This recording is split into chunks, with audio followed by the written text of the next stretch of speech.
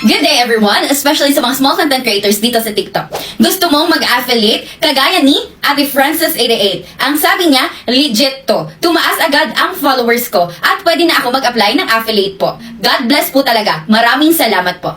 Congratulations po sa iyo Ate Frances88 at makakapaglagay ka na ng yellow basket sa iyong mga video contents.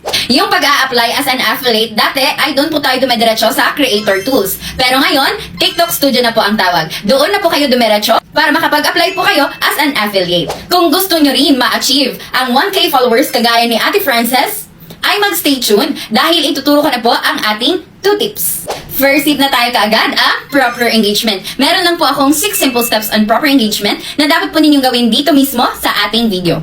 First, patapusin niyo po itong ating video hanggang dulo. Second, kung hindi ka pa po nakafollow or hindi mo pa po ako kaibigan, ay i-follow or kaibiganin mo na po ako. Pindutin mo lang itong maliit na plus sign. Also, huwag niyo po kalimutan to hit the notification bell at i-select all po ang ating video and live para lagi ka pong updated sa ating latest video contents and live. Third, heart or like this video.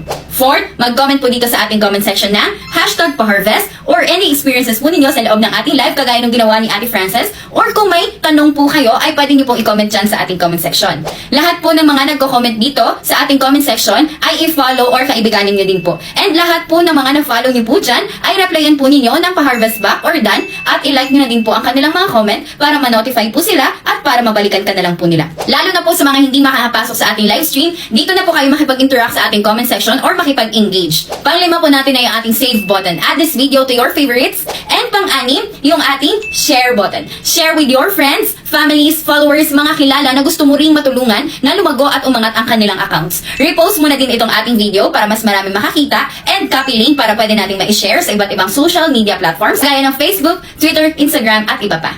So yun lang po ang ating first tip. Dumako naman po tayo sa aking second tip kung saan dito po talaga tayo mas mabilis makapagparami ng followers. Paano? Kung nakikita mo pong naka-blink or nakailaw itong aking profile, ang ibig sabihin po nun ay naka-live po ako. Pindutin nyo lang po yan at makakapasok ka na po sa ating live.